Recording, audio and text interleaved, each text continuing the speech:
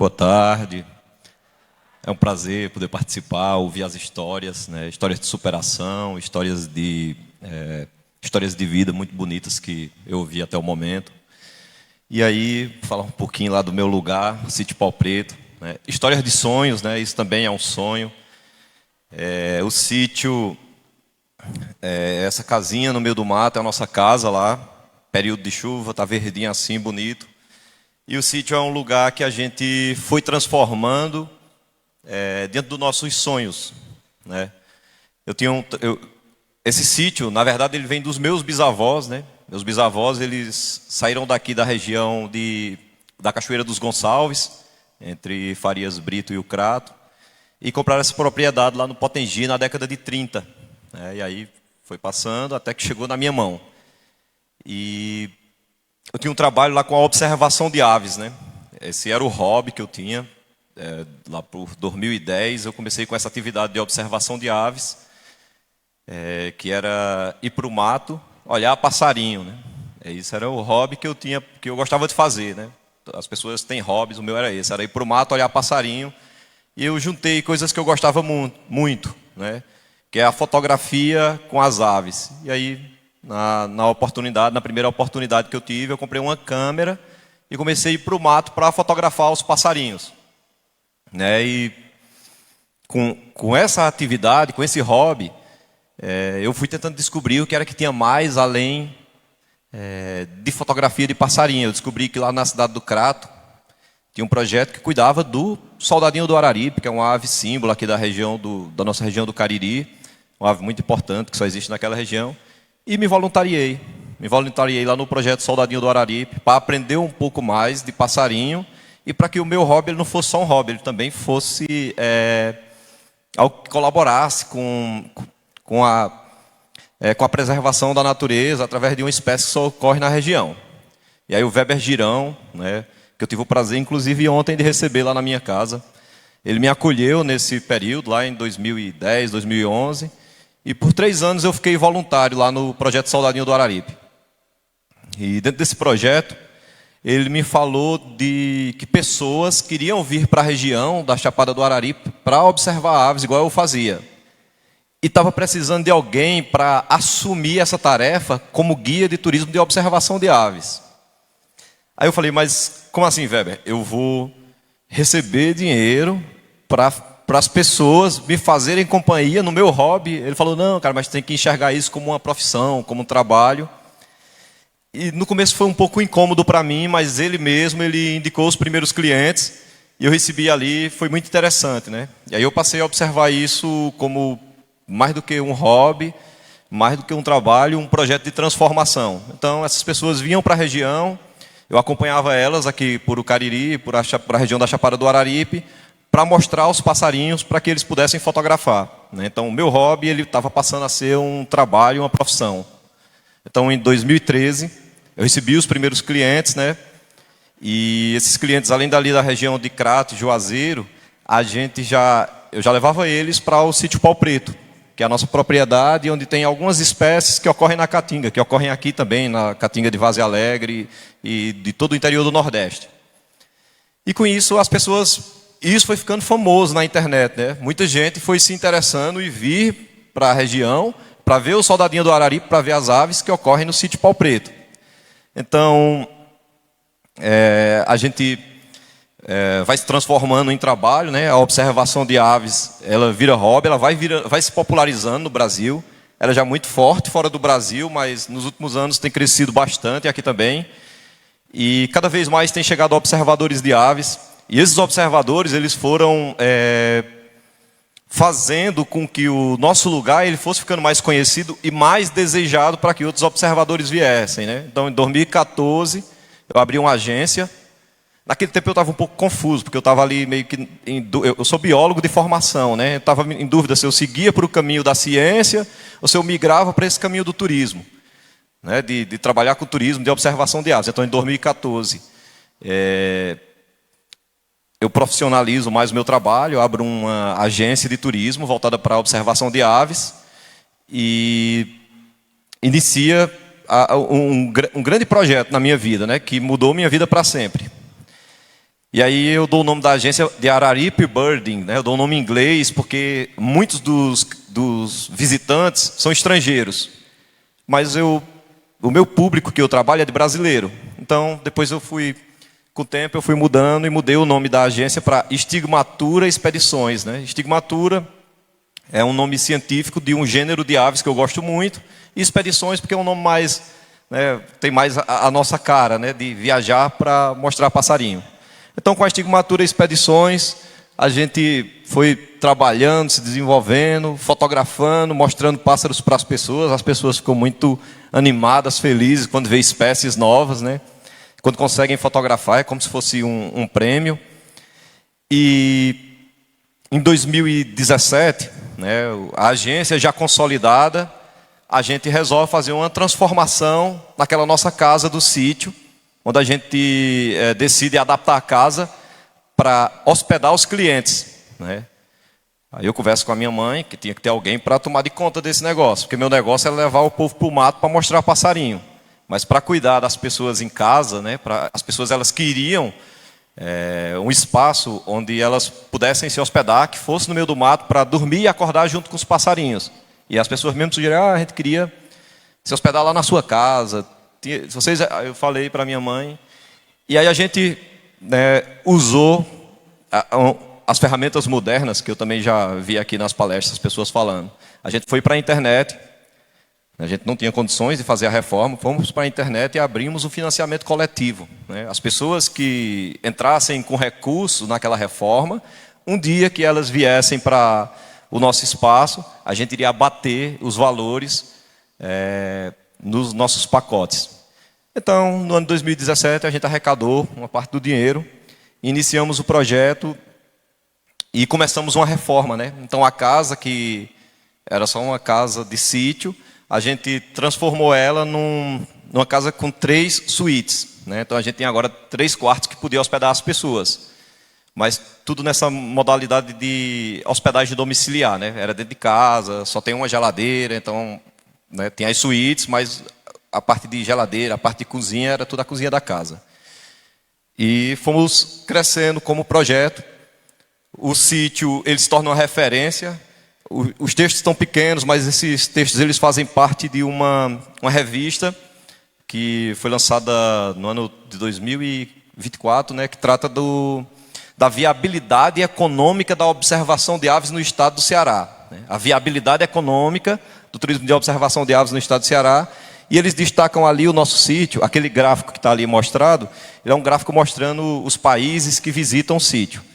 E aí com o sítio Pau Preto, está escrito ali, o sítio Pau Preto é o termômetro do turismo de observação de aves do Ceará. Porque desde o dia que a gente abriu o sítio, a gente começou a pedir ao pessoal para assinar. Então, além dos meus clientes, que são brasileiros, na grande maioria, o sítio passou a hospedar clientes de outras agências. Então, o sítio se tornou um negócio maior. Então, boa parte das agências trabalham com público estrangeiro. Aquilo em verde ali é Brasil, depois vem laranja mais escuro Estados Unidos, a Inglaterra e vários outros países que frequentam o nosso espaço, né? Então, hoje o sítio Pau Preto continua sendo uma casa, uma hospedagem domiciliar. Nós construímos mais 3 quartos, temos 6, e virou uma referência para o turismo de observação de aves. Potengi, que é uma cidade pequena e desconhecida para muita gente, né? Ela passou a integrar o mapa da observação de aves do Ceará. Nós temos aqui na região, né, Potengi e Barbalha. Potengi por conta do sítio Pau Preto e o trabalho que a gente faz com a observação de aves. E Barbalha, por ser o lugar mais acessível e mais fácil para ver o soldadinho do Araripe, né, que é uma ave muito especial para todos os observadores.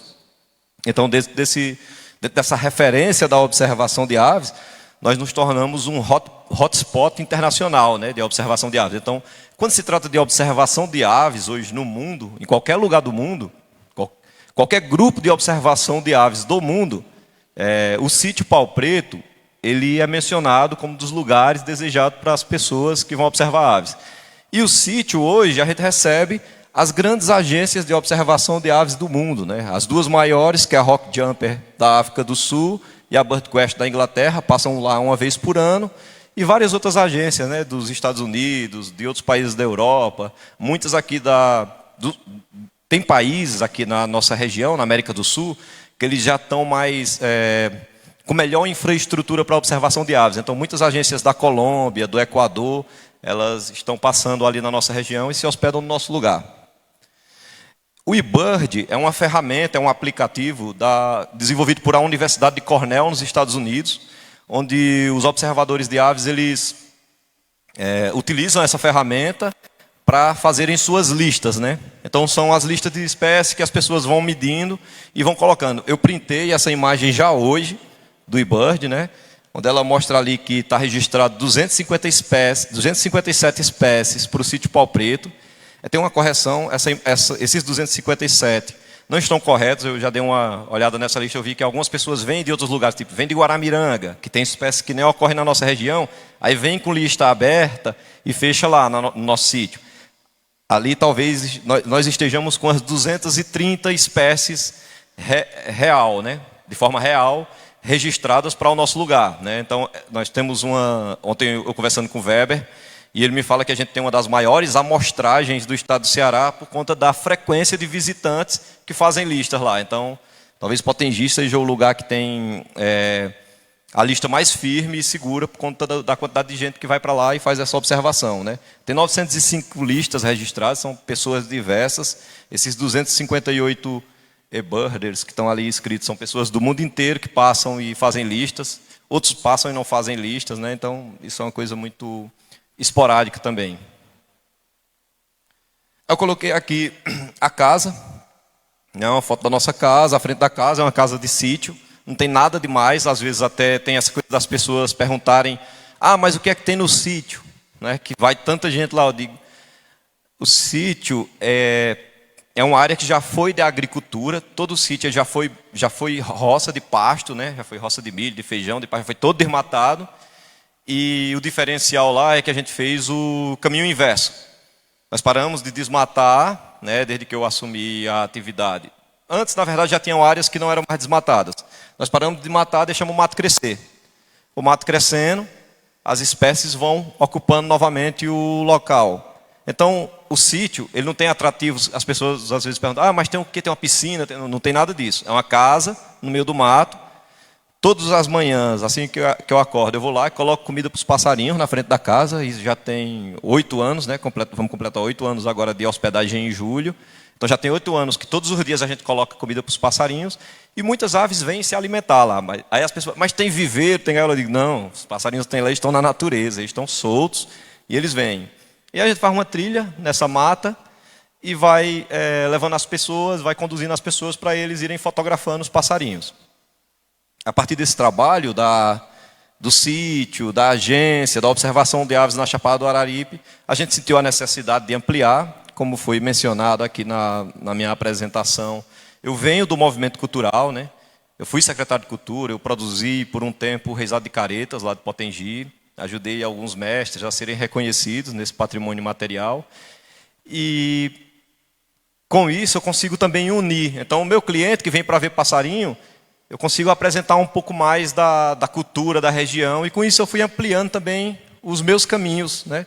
Então, a nossa base, que é o sítio Pau Preto e o Cariri, a Chapada do Araripe, eu fui ampliando para outras regiões que a gente considera interessante para a observação de aves, para a natureza e para a cultura do povo sertanejo.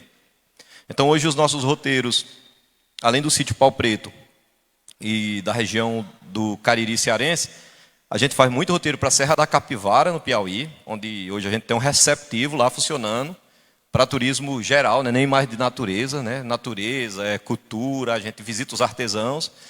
E estamos ampliando também para iniciar agora o receptivo aqui na região da Chapada do Araripe. Estou escrevendo o roteiro, é um roteiro bem completo.